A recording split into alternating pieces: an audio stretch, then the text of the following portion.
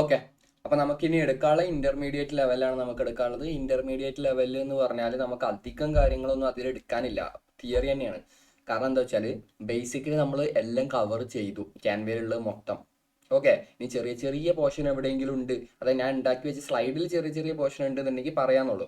ശരിക്കും ബേസിക് എന്ന് പറയുമ്പോൾ നമ്മൾ ആ എലമെന്റ്സ് ഒക്കെ ഉണ്ടല്ലോ അതൊന്നും ശരിക്കും എക്സ്പ്ലോർ ചെയ്യില്ല. ബേസിക് എന്ന് പറഞ്ഞാൽ ടോട്ടൽ ക്യാൻവ എന്താന്ന് പറയുന്ന സെക്ഷൻ മാത്രമാണ് ബേസിക്കിലുള്ളൂ. പിന്നെ ചെറിയ ചെറിയ പോസ്റ്ററുകളും ബേസിക്കിലുള്ളായിരുന്നു.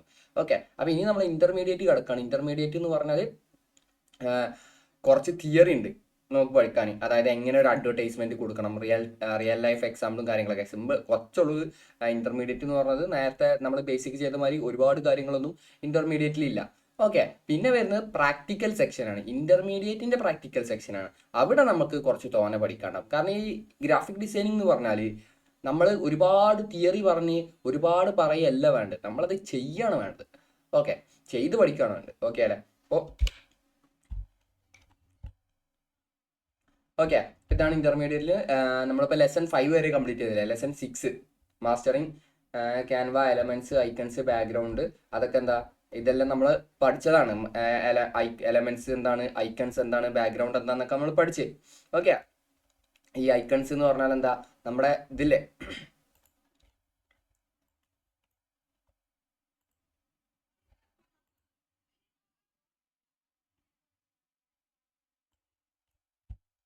ഐക്കൺസ് എന്ന് പറഞ്ഞാൽ എന്താ, നമ്മുടെ ഫേസ്ബുക്ക്, ഇൻസ്റ്റാഗ്രാമിന്റെ ഒക്കെ ഐക്കൺ ഇല്ല, നമ്മൾ ഇവിടെ ഒന്ന് സെർച്ച് ചെയ്യൂലേ, FB ഐക്കൺ, ഇതുപോലെ സെർച്ച് ചെയ്യൂലേ, കണ്ടാ ഈ ഐക്കൺസ് ഉണ്ടല്ലോ, ഇതിനെയാണ് ഐക്കൺസ് എന്ന് പറയാ. ഓക്കെ, പിന്നെന്താ ഉള്ളത്, ഐക്കൺസ്, ബാക്ക്ഗ്രൗണ്ട് കാര്യങ്ങളൊക്കെയാണ് നമുക്കുള്ളത്. ബാക്ക്ഗ്രൗണ്ട് കാര്യങ്ങളൊക്കെ എന്താ നമ്മൾ പറഞ്ഞതാണ് ഓൾറെഡി. ബാക്ക്ഗ്രൗണ്ട് എന്താ എലമെന്റ്സിൽ വരിക. നമുക്ക് എന്ത് ബാക്ക്ഗ്രൗണ്ട് ആണോ വേണ്ടത്. ഓക്കെ, അപ്പോൾ എനിക്ക് വേണ്ടത് നമ്മൾ ആ വെഡിങ്ങിന്റെ പോസ്റ്റർ ഉണ്ടാക്കിയില്ലേ, ഇൻവിറ്റേഷൻ കാർഡ് ഉണ്ടാക്കിയില്ലേ, അതിൽ നമ്മൾ ഏത് ബാക്ക്ഗ്രൗണ്ടാണ് യൂസ് ചെയ്തത്, മാർബിൾ ബാക്ക്ഗ്രൗണ്ടല്ല നമ്മൾ യൂസ് ചെയ്തത്. അതുപോലെ നമുക്ക് ചിലതിന് നമുക്ക് സ്പെസിഫിക് ആയിട്ട് ബാക്ക്ഗ്രൗണ്ട് വേണ്ടി വരും. അപ്പോൾ ആ ബാക്ക്ഗ്രൗണ്ട് എന്ത് ചെയ്യുക, ഇവിടെ നിന്ന് സെർച്ച് ചെയ്യുക അതെന്താണ്. ഇപ്പോൾ നമുക്ക് ആ ഒരു സാധനം കണ്ടപ്പോൾ, നമ്മൾ റെഫറൻസിനെടുത്ത ഇൻവിറ്റേഷൻ കാർഡ് കണ്ടപ്പോൾ നമുക്ക് മനസ്സിലായി എന്ത്, ഇത് മാർബിളിന്റെ ബാക്ക്ഗ്രൗണ്ട് ആണ് എന്ന് എനിക്ക് മനസ്സിലായി. മാർബിൾ ആണ്, മാർബിളിന് ഇതുപോലെ ഒരു സ്ട്രക്ചർ വരുന്നുണ്ട് മനസ്സിലായതുകൊണ്ട് ഞാൻ എന്ത് ചെയ്തു, മാർബിൾ ബാക്ക്ഗ്രൗണ്ട് സെർച്ച് ചെയ്തു. അതുപോലെ നിങ്ങൾ എടുക്കുമ്പോൾ നിങ്ങൾക്ക് എന്ത് മനസ്സിലാവണം, ഇത് ഈ സംഭവമാണ്, എന്ത് ചെയ്യണം, നിങ്ങൾക്ക് മനസ്സിലാവണം. ഓക്കെ അല്ലേ? ഓക്കെ, ഇനി അതൊന്നും മനസ്സിലാവണമെന്നില്ല എന്നുണ്ടെങ്കിൽ നിങ്ങൾ എന്ത് ചെയ്താൽ മതി, ഞാൻ പറഞ്ഞ പോലെ നമ്മുടെ ബ്രൗസർ ഓപ്പൺ ആക്കിയിട്ട് അതിൽ സെർച്ച് ചെയ്താൽ മതി. അതിൽ എങ്ങനെ സെർച്ച് ചെയ്യാം, അതിൽ ഇവിടെ ഈ ബാർമ ക്ലിക്ക് ചെയ്തിട്ട് ഗൂഗിൾ ലെൻസ് ക്ലിക്ക് ചെയ്താൽ എന്ത് സംഭവിക്കും, നമുക്ക് എന്താ പറ്റും, ഇവിടെ സെർച്ച് ചെയ്യാൻ പറ്റും. വേണ്ട, ഇങ്ങനെ സെർച്ച് ചെയ്യാൻ പറ്റും. ഓക്കെ, ഈ മെത്തേഡ് ഞാൻ 2-3-4 വട്ടം പറഞ്ഞതാണ്. ഓക്കെ, ഇനി എന്താ നമുക്കുള്ളത്, പിന്നെ അതുപോലെ dimensions for poster and banner. അതായത് പോസ്റ്ററിനും ബാനറിലുള്ള ഡയമെൻഷൻസ് ആണ് പറയുന്നത്. പോസ്റ്റർ എന്ന് പറഞ്ഞാൽ നോർമൽ പോസ്റ്റർ എന്ന് പറഞ്ഞാൽ 24 ഇഞ്ച് ടു 36 ഇഞ്ച്, 24 ഇഞ്ച് വീതി, 36 ഇഞ്ച് ഹൈറ്റും, അതാണ് ലാർജ് പോസ്റ്റർ. ഒരു മീഡിയം പോസ്റ്റർ എന്ന് പറഞ്ഞാൽ 18 ഇഞ്ച് വീതിയും 24 ഇഞ്ച് ഹൈറ്റും. സ്മോൾ പോസ്റ്റർ എന്ന് പറഞ്ഞാൽ 11 ഇഞ്ച് വീതിയും 17 ഇഞ്ച് ഹൈറ്റും, അതാണ് സ്മോൾ പോസ്റ്റർ എന്ന് പറയുന്നത്. അതതിന്റെ ഡയമെൻഷൻസും കാര്യങ്ങളും അവിടെ തന്നിട്ടുണ്ട്. പിന്നെ ഫേസ്ബുക്ക് കവർ പേജിന്റെ ഡയമെൻഷൻസ്, അതായത് അതിന്റെ ക്യാൻവാസിന്റെ സൈസ് അവിടെ തന്നിട്ടുണ്ട്. യൂട്യൂബ് ചാനൽ ആർട്ടിന്റെ എന്ത് തന്നിട്ടുണ്ട് ഇവിടെ. യൂട്യൂബ് ചാനൽ ആർട്ട് എന്ന് പറഞ്ഞാല് കാണിച്ചു തരാം.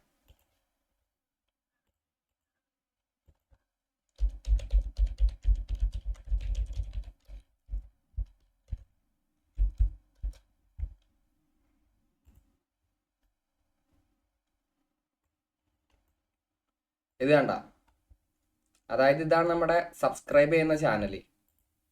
സോറി, ഈ ചാനലിന്റെ മേലെ വരുന്ന ഒരു സാധനം ഉണ്ടല്ലോ, നമ്മുടെ പ്രൊഫൈൽ, യൂട്യൂബിൽ നമ്മുടെ പ്രൊഫൈൽ എടുത്താൽ അതിന്റെ മേലെ വരുന്ന ഒരു സാധനം ഉണ്ടല്ലോ. ഓക്കെ, ഇതിനെയാണ് യൂട്യൂബ് ചാനൽ ആർട്ട് എന്ന് പറയാ. അതിന്റെ സൈസാണ് 2560 വിഡ്ത്ത്, 1440 ഹൈറ്റും വരുന്നത്. പിന്നെ റോളപ്പ് ബാനർ. ഈ റോളപ്പ് ബാനർ എന്ന് പറഞ്ഞാൽ നിങ്ങൾ കുറേ സ്ഥലത്ത് കണ്ടിട്ടുണ്ടാവും, നിങ്ങളും മോളിലും അവിടെയൊക്കെ പോയിട്ടുണ്ടെങ്കിൽ കണ്ടിട്ടുണ്ടാവും.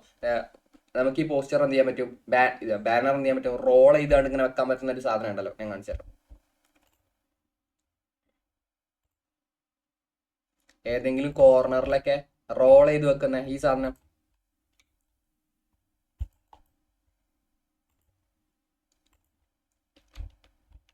ഇതാണ് എന്തെന്ന് പറഞ്ഞ റോളപ്പ്. ക്ലിയറില്ലല്ലേ?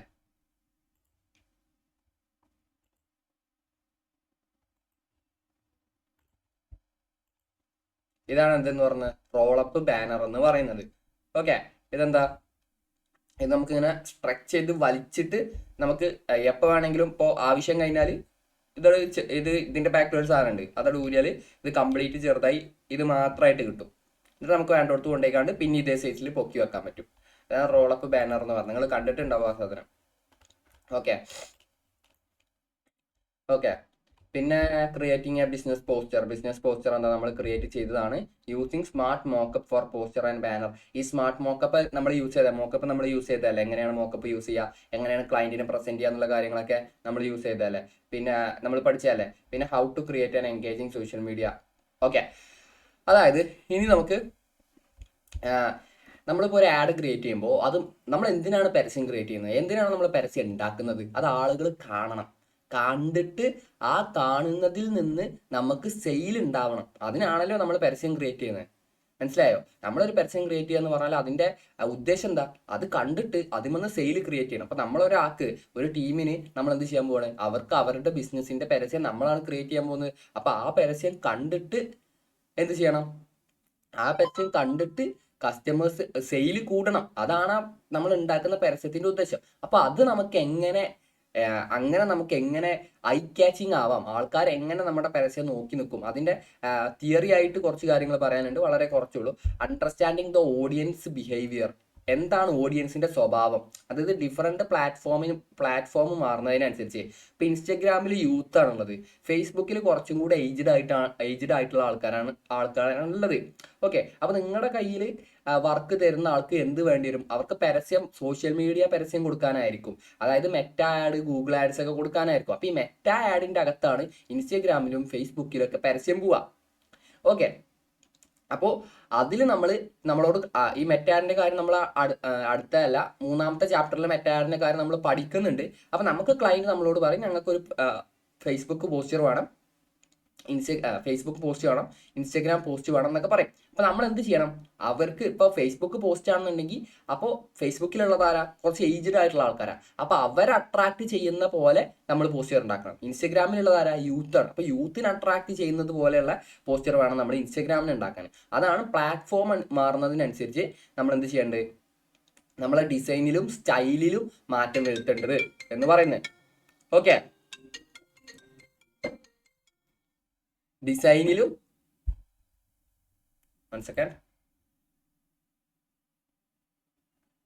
ഓക്കെ, നമ്മളെ ഡിസൈനിലും സ്റ്റൈലിലും നമ്മൾ മാറ്റം വരുത്തേണ്ടത് എന്ന് പറയുന്നത്.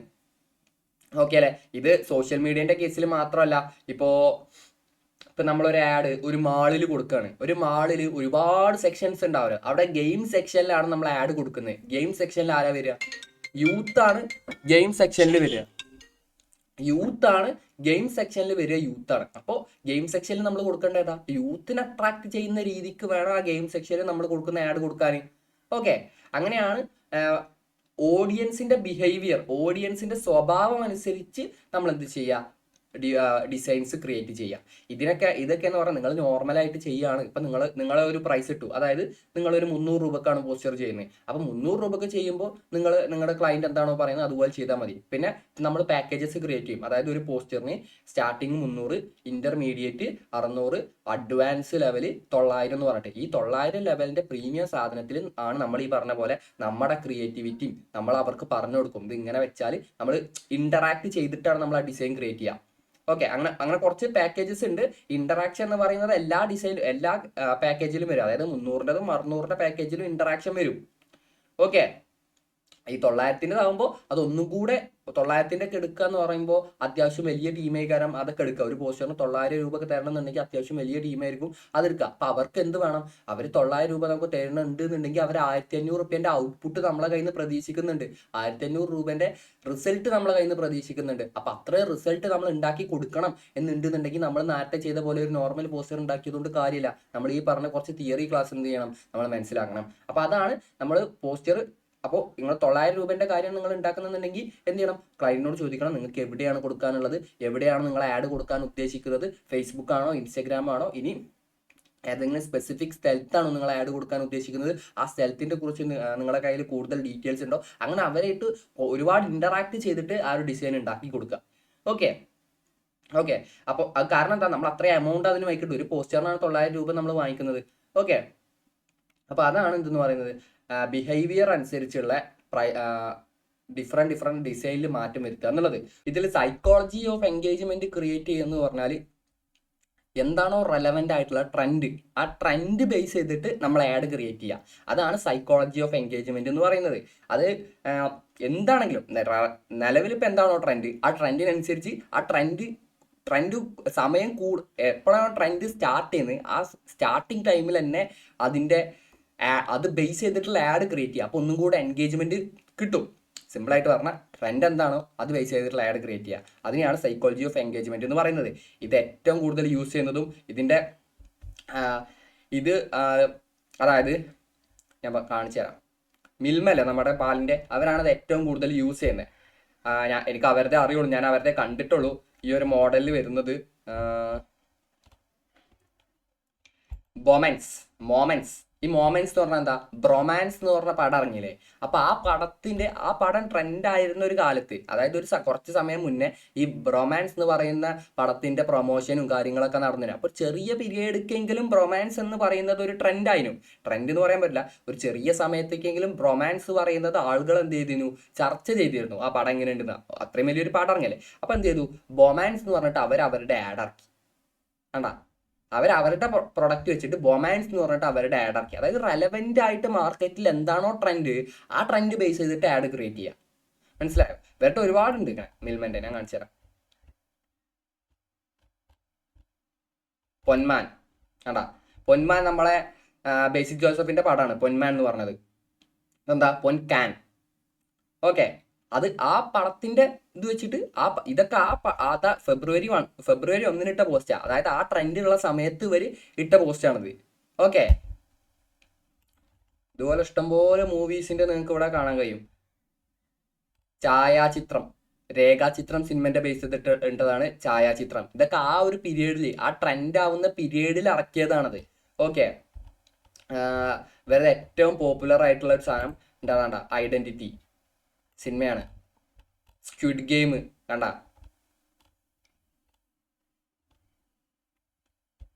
ഇതിൽ ഇഷ്ടം പോലെ ഉണ്ട്.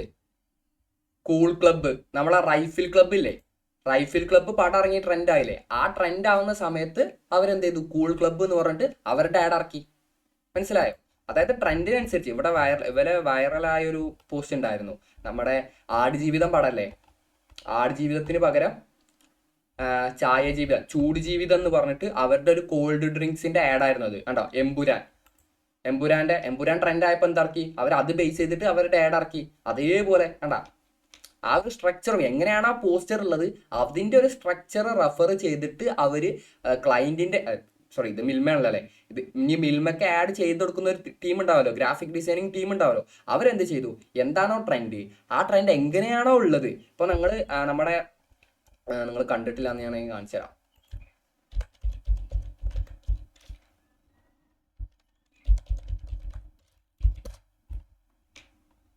ഇതാണ് എമ്പുരാന്റെ പോസ്റ്റർ. ക്ലിയർ ഇല്ലല്ലോ, എമ്പുരാൻ.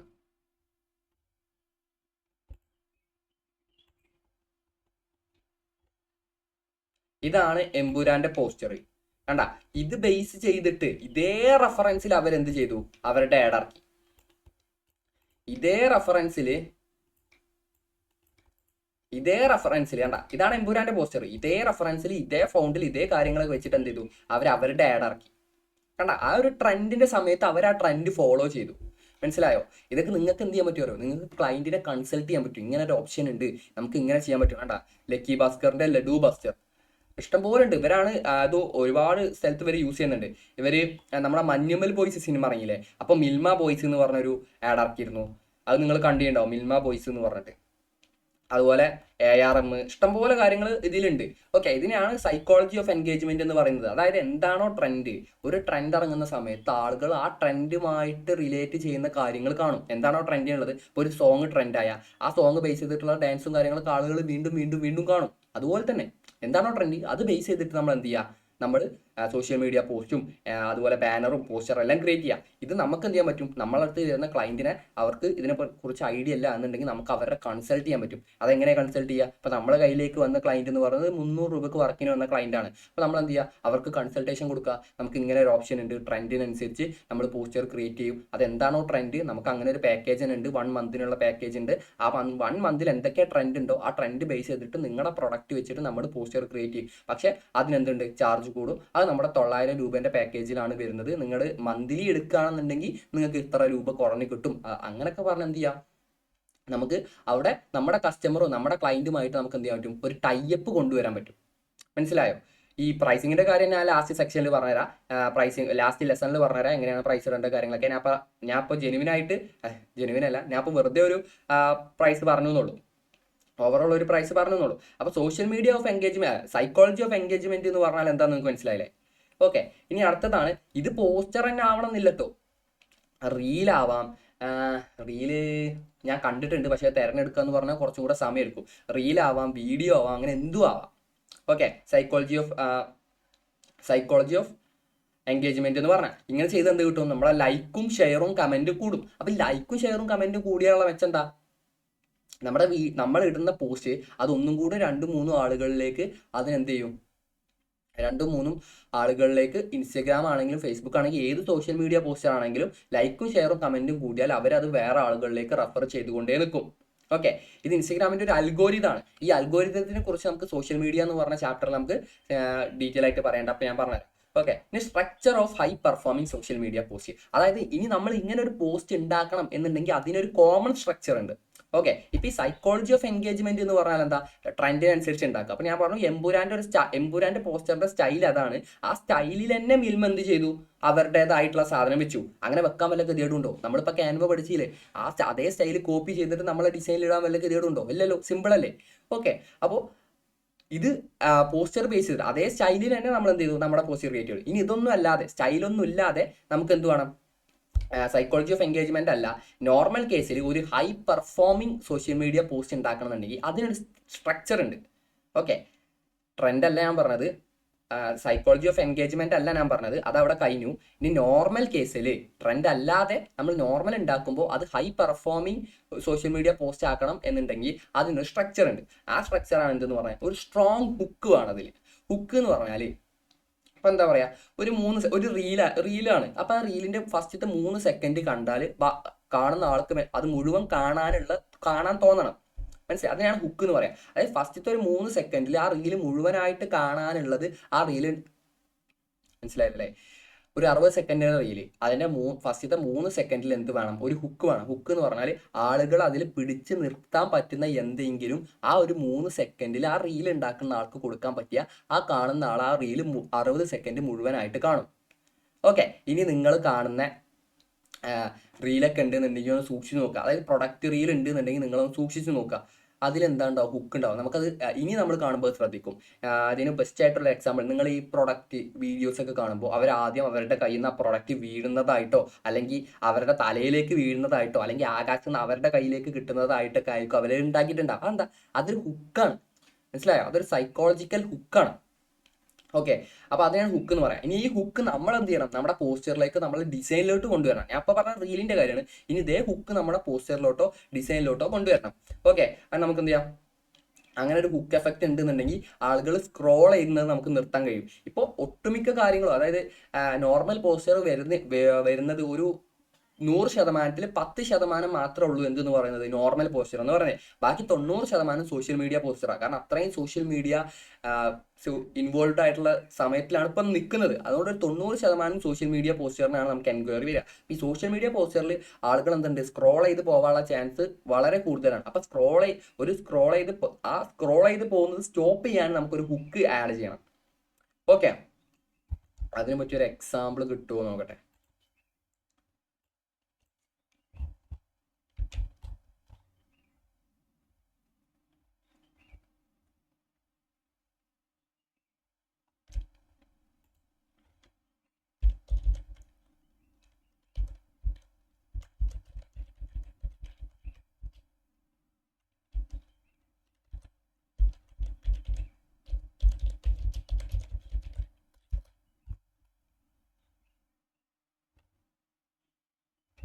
ഓക്കെ.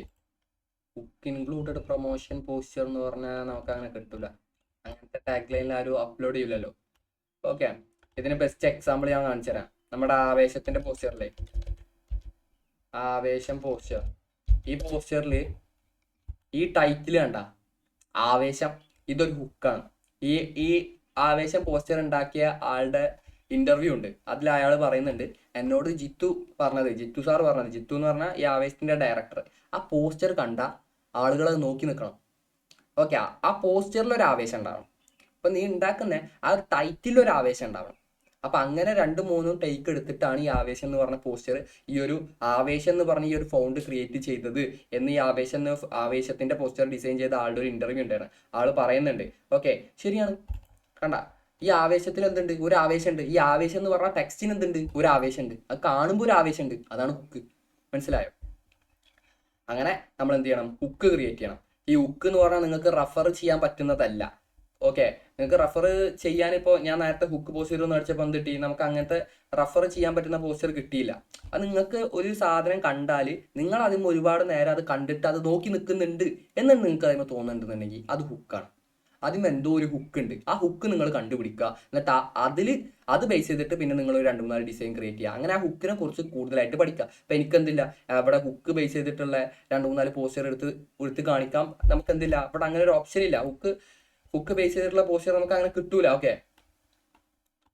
ഓക്കെ, ഇപ്പൊ നിങ്ങൾ സോഷ്യൽ മീഡിയയിൽ ഇൻസ്റ്റാഗ്രാമിലോ യൂട്യൂബിലോ എവിടെയും സ്ക്രോൾ ചെയ്യുമ്പോൾ എന്തെങ്കിലും ഒരു കണ്ടന്റ് നിങ്ങൾ കുറച്ച് നേരം നോക്കി നിൽക്കുന്നുണ്ട് എന്നുണ്ടെങ്കിൽ അതിലും എന്തോ ഒരു ഹുക്ക് ഉണ്ട്. അപ്പൊ ആ ഹുക്ക് നിങ്ങൾ ആ കണ്ടന്റിന് ഐഡന്റിഫൈ ചെയ്യുക, എന്നിട്ട് അതിനെക്കുറിച്ച് പഠിക്കുക എന്നുള്ളത് ഈ ഹുക്കിന്റെ കാര്യത്തിലുള്ളൂ. ഓക്കെ, പിന്നെ നിങ്ങളുടെ ക്രിയേറ്റീവ് അനുസരിച്ച് ഹുക്ക് ക്രിയേറ്റ് ചെയ്യുക, അതിൽ ഒരു അട്രാക്ഷൻ കൊണ്ടുവരിക എന്നുള്ളതാണ്. ഓക്കെ, പിന്നെ ഇനി അടുത്ത എന്താ ഉള്ളത്? Hook effective use of colour and font. കളറിനും ഫൗണ്ടിനും എഫക്റ്റീവ്. ഞാൻ ആവേശത്തിന്റെ പോസ്റ്റർ പറഞ്ഞ പോലെ തന്നെ അതെന്താണ്? അതൊരു യെല്ലോയിഷ് തീമിലാണ് വരുന്നത്. എവിടെ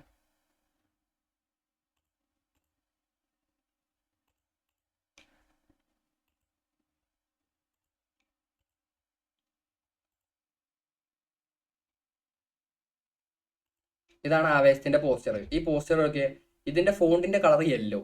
ഇതൊരു ഓവറോൾ ഒരു ലുക്ക് ലൈക്ക് എന്ന് പറയുന്നത് എന്താ? ഒരു യെല്ലോ. ഇനി ഇത് നോക്കേ, ഇതിന്റെ ഫോണ്ടിന്റെ കളർ വൈറ്റ്, ഫാദിന്റെ ഷർട്ടിന്റെ കളർ എന്താ? വൈറ്റ്. കണ്ട, ഓവറോൾ ഒരു ലുക്ക് ലൈക്ക്, അതായത് അത് സിങ്ക് ആയിട്ട് നിൽക്കുന്നുണ്ട്, കറക്റ്റ് ആയിട്ട് അതിൽ ബ്ലൻഡ് ആയിട്ട് നിൽക്കുന്നുണ്ട്. ഇപ്പൊ ഞാൻ ഇതിന് ഇവിടെ മാറ്റിയിട്ട് ഒരു ചുവപ്പാക്കിയാൽ അല്ലെങ്കിൽ ഒരു കടും പച്ചയാക്കിയാൽ അത് സിങ്ക് ആവും?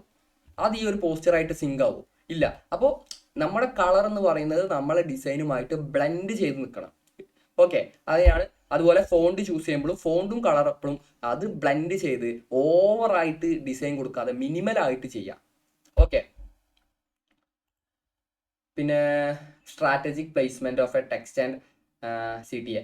ടെക്സ്റ്റ്, അതായത് നമ്മൾ ടെക്സ്റ്റ് പ്ലേസ് ചെയ്യുന്ന സ്ഥലം അത് നമ്മൾ ചൂസ് ചെയ്തിട്ട് ബെസ്റ്റ് ആയിട്ടുള്ള ഒരു സ്ഥലത്ത് നമ്മൾ ടെക്സ്റ്റ് ചൂസ് ചെയ്യുക എന്നുള്ളതാണ്. CTA എന്ന് പറഞ്ഞാൽ കോൾ ടു ആക്ഷൻ. നമ്മുടെ shop now, order now, call now എന്നൊക്കെ പറഞ്ഞാൽ ആ ബട്ടൺ ഉണ്ടല്ലോ, അതിനെയാണ് CTA എന്ന് പറഞ്ഞാൽ കോൾ ടു ആക്ഷൻ എന്ന് പറയുന്നത്. ഓക്കെ, അപ്പോൾ strategic placement of A text and CTA, നമുക്ക് അതിന് ഏതെങ്കിലും എക്സാമ്പിൾ ഉണ്ടോ നോക്കാം. ആവേശത്തിന്റെ തന്നെ ശരിക്കും ആവേശത്തിന്റെ പോസ്റ്ററൊക്കെ എന്ന് പറഞ്ഞാൽ ബെസ്റ്റ് പോസ്റ്ററാണ്. ഇത് ഉണ്ടാക്കിയ ആൾ തന്നെയാണ് നമ്മളെ, എൻ്റെ ഓർമ്മ ശരിയാണെങ്കിൽ ഭ്രമയുഗത്തിന്റെ ഒക്കെ പോസ്റ്റർ ഇത് ഉണ്ടാക്കിയ ആൾ തന്നെയാണ് ക്രിയേറ്റ് ചെയ്തത്. പ്ലേസ്മെന്റ്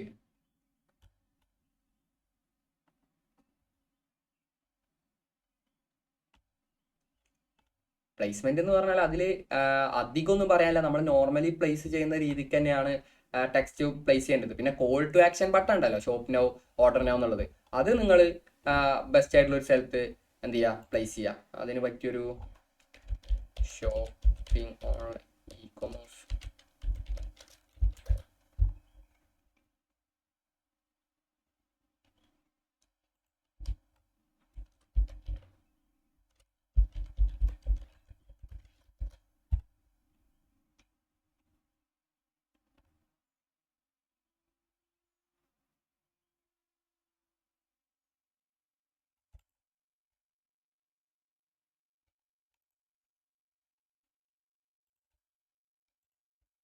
ഇല്ലാണ്ട ഓർഡർ നൗ എന്ന് വന്നത് കറക്റ്റ് സെൻട്രലായിട്ട് ഓർഡർ നൗ എന്ന് വന്നത്.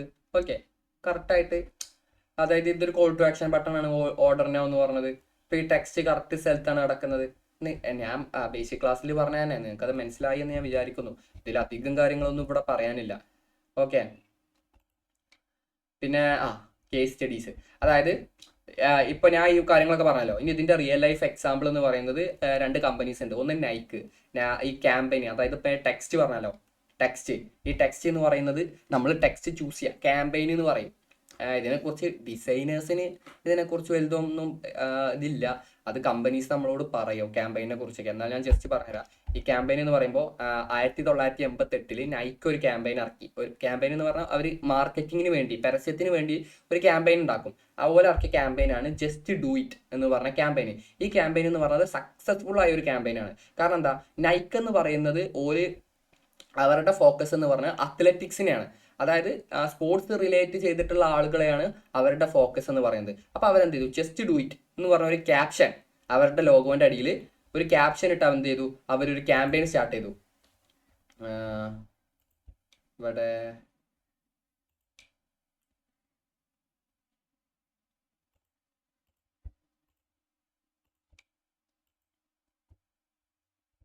Nike just do it campaign കണ്ട, ഇതുപോലൊരു സാധനം ഇറക്കി. ഇത് ഒരു പോസ്റ്ററിൽ മാത്രമല്ല കേട്ടോ, അതാ ഞാൻ പറഞ്ഞത്. നമ്മൾക്ക് റിലേറ്റ് ചെയ്തിട്ട് നമുക്ക് അധികം ആവശ്യമില്ല എന്നല്ല ഞാൻ പറഞ്ഞ. ജസ്റ്റ് ഡു ഇറ്റ് എന്ന് പറഞ്ഞ ഒരു സാധനം ഇറക്കി. ഇത് വളരെ സിമ്പിളാണ്. ഇത് ഓവറായിട്ട് ഫോണ്ടോ കാര്യങ്ങളോ, നോർമൽ ഒരു ഫോണ്ട് അതൊന്ന് ബോൾഡാക്കി അത്രേ ചെയ്തിട്ടുള്ളൂ. സിമ്പിൾ, ജസ്റ്റ് ഡു ഇറ്റ് എന്ന് പറഞ്ഞൊരു ക്യാമ്പയിൻ അവരുടെ എന്താ പറയാ, ഇപ്പോൾ സ്പോർട്സ് നടക്കുന്ന സ്ഥലം ഉണ്ടാവില്ലേ, അവിടെ പ്ലേസ് ചെയ്തു. Just do it, just do it. നിങ്ങൾ വിചാരിക്കുമ്പോൾ ഇതിലിപ്പോൾ എന്താ ഉള്ളത്, ജസ്റ്റ് ഡു ഇറ്റ്, ഇതിലിപ്പോൾ എന്താ ഉള്ളത്. പക്ഷേ ഇത് ഭയങ്കര സക്സസ്ഫുൾ ആയ, അതായത് എല്ലാ സ്ഥലത്തും just do it, just do it എന്നുള്ള ആ ഒരു കാലഘട്ടത്തിൽ എവിടെയൊക്കെ സ്പോർട്സ് നടക്കുന്നുണ്ടോ അവിടെയൊക്കെ just do it, just do it എന്ന് കണ്ടാൽ പിന്നെ നമുക്ക് നൈക്കിന്റെ ലോഗോന്റെ ആവശ്യമില്ല. ജസ്റ്റ് ഡു ഇറ്റ്, നമുക്ക് അത് നൈക്കാണ്, നൈക്കിന്റെ ക്യാമ്പയിനാണ് എന്നുള്ള ആളുകൾക്ക് മനസ്സിലാവാൻ തുടങ്ങി. ഓക്കെ, പിന്നെ എവിടുന്നെങ്കിലും ജസ്റ്റ് ഡു ഇറ്റ് എന്ന് കേൾക്കുമ്പോൾ എന്ത് മനസ്സിലാവും, നൈക്കിന് ഇങ്ങനെ ഒരു ഇതുണ്ടായിരുന്നു. അവിടെ എന്താണ് ഹൈലൈറ്റ് നിൽക്കണം, എന്താ, നൈക്കിന് ഇങ്ങനെ ഒരു ക്യാമ്പയിൻ ഉണ്ടായിരുന്നു. എന്താ പറഞ്ഞത്, നൈക്ക് എന്ന് പറഞ്ഞ ബ്രാൻഡ് അവിടെ ഹൈലൈറ്റ് ആയില്ലേ. നൈക്കിന് ഇങ്ങനെ ഒരു ഞാൻ നൈക്കിന്റെ ഇങ്ങനത്തെ ഒരു പരസ്യം കണ്ടിരുന്നു. ഓക്കെ, ഇപ്പൊ രണ്ടാളും ഇങ്ങനെ സംസാരിക്കാം. അവിടെ ഒരു ജസ്റ്റ് ഡു ഇറ്റ് എന്നുള്ള ഒരു പോസ്റ്റർ കണ്ട്. അപ്പോൾ ഞാൻ അപ്പുറത്തോ നൈക്കിന് ഇങ്ങനെ ഒരു പോസ്റ്റർ ഉണ്ടായിരുന്നു. അവിടെ എന്താ ഹൈലൈറ്റ് ആയിരുന്നു, നൈക്ക്. ആ ഒരു ക്യാമ്പയിൻ അത് അങ്ങനെ തന്നെ ആണെന്നില്ല. എന്തുണ്ട്, അവർക്ക് ഒരുപാട് സ്ഥലത്ത്, അതായത് ഫോട്ടോസിൽ, വീഡിയോസിൽ, പോസ്റ്റേഴ്സിൽ, പിന്നെ സ്പോർട്സ് നടക്കുന്നവർക്ക് അത്ലറ്റിക്സിനെ വെച്ച് മോഡലിംഗ് ചെയ്തത്. ഓക്കെ, ഈ ജസ്റ്റ് ഡു ഇറ്റ് എന്ന് പറയുമ്പോൾ അവരുടെ ഒരു ക്യാപ്ഷൻ ആയിട്ട് ഇറക്കിയ ഒരു ക്യാമ്പയിൻ ആയിട്ട് ഇറക്കിയതാണ്. അവിടെ നമുക്കധികം അതിനെക്കുറിച്ച് നമുക്കധികം പറയാനില്ല. ഓക്കെ, പിന്നെ കൊക്കക്കോളന്റെ സെൻസേഷണൽ പോസ്റ്റേഴ്സ്, ഈ കൊക്കക്കോളന്റെ seasonal posters, sorry, Coca Cola seasonal posters ആർക്കൂലേ. ഈ പോസ്റ്റേഴ്സിൽ ഏതുണ്ട്, സൈക്കോളജി ഓഫ് എൻഗേജ്മെന്റിൽ തന്നെ വരുന്നുണ്ട്. സീസണിനനുസരിച്ച് മാറും. ഇപ്പൊ കൊക്കക്കോളന്റെ ക്രിസ്മസിന്റെ ആഡ് നിങ്ങൾ കണ്ടിട്ടില്ലേ, അതുപോലെ കൊക്കക്കോള ക്രിസ്മസിന് ഒരു ആഡ് ഇറക്കും. അതുപോലെ സീസൺ അനുസരിച്ച് ആഡ് ഇറക്കൂലേ, അതിനാണ് സീസണൽ പോസ്റ്റ് എന്ന് പറഞ്ഞത്. അത്രേ ഉള്ളൂ. ഓക്കെ, പിന്നെ ഇവിടെ നൈക്കിന്റെ സ്ട്രാറ്റജിയാണ് പറഞ്ഞത്. നൈക്ക് ജസ്റ്റ് ഡു ഇറ്റ് എന്ന് പറഞ്ഞ ക്യാമ്പയിൻ ഇറക്കിയത് simple and powerful tag line. Simple ആണ്, ആകെ 3 വേർഡേ അതിലുള്ളൂ, പക്ഷെ അത് പവർഫുൾ ആണ്. Just do it. ഓക്കെ, അത് പവർഫുൾ ആണ്, സിമ്പിൾ ആണ്. ഓക്കെ, പിന്നെന്താ, with people emotionally and motivate action. ആളുകൾ എന്ത് ചെയ്തു, അത് ഇമോഷണലിയും കണക്ട് ചെയ്തു. അവരെന്ത് ചെയ്യും, ഒരു ആക്ഷൻ എടുക്കാൻ ഒരു മോട്ടിവേഷനും കൊടുത്തു. ഓക്കെ, അതാണ് ജസ്റ്റ് ഡു ഇറ്റ് എന്നുള്ള ക്യാമ്പയിൻ കൊണ്ട് അങ്ങനെയാണ് അത് സക്സസ് ആയത്. ഓക്കെ, പിന്നെന്താ, ക്ലീൻ ആൻഡ് ബോൾഡ് ടൈപ്പോഗ്രാഫി. ഞാൻ പറഞ്ഞില്ലേ, നിങ്ങൾ ആ ടൈപ്പോഗ്രാഫി കണ്ടില്ലേ, ജസ്റ്റ് ഡു ഇറ്റ് എന്നുള്ളത് വളരെ ക്ലീൻ ആയിട്ട് സിമ്പിൾ ആയിട്ട് ഒരു പോസ്റ്റർ, സിമ്പിൾ ആയിട്ട് ഒരു text, typography. Okay, minimal design, simple design, over ആയിട്ടൊന്നും കൊടുക്കാതെ focus on athletics and action shoot. പിന്നെന്താ, create a sense of empowerment എന്ന് പറഞ്ഞ ഒരു കാര്യം ചെയ്യാനുള്ള ത്വര. ഓക്കെ, അതാണ് അവരതുകൊണ്ട് ഉദ്ദേശിച്ചത്. പിന്നെ വൈറ്റ്സ് വർക്ക്, എന്തുകൊണ്ടാണ് ഇത് വർക്ക് ചെയ്തത്, ക്രിയേറ്റ് ഇമോഷണൽ കണക്ഷൻ. ഇതെന്തായി, ആളുകളായിട്ട് ഒരു ഇമോഷണൽ കണക്ഷൻ ക്രിയേറ്റ് ചെയ്തു. അങ്ങനെ കണക്ഷൻ ക്രിയേറ്റ് ചെയ്തപ്പോൾ encourage people to push beyond their limit. ഇപ്പോൾ ഒരാൾക്ക് ഒരു കാര്യം ചെയ്യാൻ ഒരു ലിമിറ്റ് ഉണ്ടാവും, ആ ലിമിറ്റിന് അപ്പുറത്തേക്ക് ആളുകൾ ഇത് ചെയ്യാൻ തുടങ്ങി. ഓക്കെ, അങ്ങനെയൊക്കെയാണ് പറയുന്നത്. അത് അങ്ങനെ തന്നെ നടക്കും. ഇത് ഈ സമയത്ത് നടന്ന ക്യാമ്പയിൻ അല്ല, 1998 നടന്ന ക്യാമ്പയിനാണ്. ഓക്കെ, അപ്പൊ അന്ന് ഇത് സക്സസ് ആവാനുള്ള കാരണമാണ് ഇവിടെ ലിസ്റ്റ് ചെയ്തിട്ടുള്ളത്. മനസ്സിലായോ? ഓക്കെ, പിന്നെ consistently maintain the same tone and style across the platform and okay, നമുക്ക് അധികം വലിയ നോക്കാനില്ല, നമുക്ക് നൈക്കിന്റെ അധികം നോക്കാനില്ല. നമുക്ക് എന്താ കൊക്കക്കോളന്റെ ഉണ്ട്. കൊക്കക്കോള സീസൺ അനുസരിച്ച് മാറും. Use seasonal colour and elements. ക്രിസ്മസിന് റെഡും സ്നോഫോൾസും കാര്യങ്ങളും എന്ത് ചെയ്യും, കൊക്കക്കോള കൊണ്ടുവരും. പിന്നെ കൊക്കക്കോളന്റെ കോർപ്പറേറ്റ് ഇമോഷണൽ മെസ്സേജിങ് ആണ്, ഇൻകോർപ്പറേറ്റ് ഇമോഷണൽ മെസ്സേജിങ് ആണ് ഷെയർ എ കോക്ക്. കോക്ക് എന്ന് പറഞ്ഞാൽ കൊക്കക്കോളന്റെ ഷോർട്ട് ഫോം ആണ് ഷെയർ എ കോക്ക് എന്ന് പറയുന്നത്. അതായത് കൊക്കക്കോളന്റെ ഒരു ടാഗ് ലൈൻ ആയിരുന്നു ഷെയർ എ കോക്ക്, ഷെയർ ചെയ്യൂ എന്നുള്ളത്. ഓക്കെ, അങ്ങനെ അവർ അതും അങ്ങനെ ഒരു സാധനം കൊണ്ടുവന്നപ്പോൾ അവരെന്ത്, ഓഡിയൻസ് എന്തായി, ഇമോഷണലി കണക്ട് ആയി. മനസ്സിലായോ? Focus on happiness and togetherness എന്നാൽ കൂടിച്ചേരുന്നതും സന്തോഷവുമാണ് കൊക്കക്കോള ഫോക്കസ് ചെയ്തത്. അവരവരുടെ പ്രൊഡക്റ്റ് ഫോക്കസ് ചെയ്യാതെ ആളുകളുടെ ഇമോഷൻ ഫോക്കസ് ചെയ്തു. മനസ്സിലായോ? Leveraging emotional branding. ഓക്കെ, പിന്നെ വൈ ഇറ്റ്സ് വർക്ക്സ്, എന്തുകൊണ്ടാണ് അത് വർക്ക് ചെയ്തത്? Simple, share A coke. അത് ആളുകൾ ആ ക്യാമ്പയിന് ഇൻക്രീസ്ഡ് ബ്രാൻഡ് കണക്ഷൻ ഇൻക്രീസ് ചെയ്തു. പിന്നെന്താ, ഇമോഷണൽ കണക്ഷനും അതിമ ഇൻക്രീസ് ചെയ്തിട്ടുണ്ട്. Consistent in colour found, maintained brand recognition while adjusting season അനുസരിച്ച് എന്തുണ്ട്, അല്ല അവർ സെയിം കൺസിസ്റ്റന്റിയിലുള്ള കളറും ഫൗണ്ടുമാണ് യൂസ് ചെയ്യുന്നത്. ഓക്കെ, ഒരു ബ്രാൻഡിന് അവർക്ക് സ്വന്തമായിട്ട്, അതിനാണ് ബ്രാൻഡ് ഐഡന്റിറ്റി എന്ന് പറയാം കേട്ടോ. അത് നമുക്ക് പഠിക്കാനുണ്ട്. സ്വന്തമായിട്ടൊരു ഫോണ്ട് ഉണ്ടാവും, സ്വന്തമായിട്ടൊരു കളർ ഉണ്ടാവും, അവർക്കൊരു ലോഗോ ഉണ്ടാവും. ഇതിനാണ് ബ്രാൻഡ് ഐഡന്റിറ്റി എന്ന് പറയാം. നമുക്ക് ബ്രാൻഡ് ഐഡന്റിറ്റിയിൽ പഠിക്കാം. ഓക്കെ, അപ്പം അത്രേ ഉള്ളൂ എന്തെന്ന് പറയുന്നത്, നമ്മുടെ ലെസൺ 6 നമുക്ക് പഠിക്കാനുള്ളൂ. ഓക്കെ അല്ലേ? ഓക്കെ, അപ്പം നമുക്ക് ലെസൺ 7, 8, 9, 10 അത്രയും കാര്യങ്ങളാണ് ഇന്റർമീഡിയറ്റിൽ വരുന്നത്. അതിൽ ലെസൺ 8 ആണെന്ന് തോന്നുന്നു, ആ ലോഗോ ആൻഡ് ബ്രാൻഡ് ഐഡന്റിറ്റി ആണ്. അത് നമ്മളിപ്പോൾ കവർ ചെയ്യുന്നില്ല, അതിന് നമുക്ക് സെപ്പറേറ്റ് ചാപ്റ്റർ തന്നെ വരുന്നുണ്ട്. ഓക്കെ അല്ലേ? ഓക്കെ, അതുപോലെ ചാപ്റ്റർ തന്നെ വരുന്നുണ്ട്. ഓക്കെ അല്ലേ? അപ്പം ഞാൻ ഈ ക്ലാസ് എന്ത് ചെയ്യാണ്, ഇവിടെ വൈൻഡപ്പ് ചെയ്യണം. ഓക്കെ.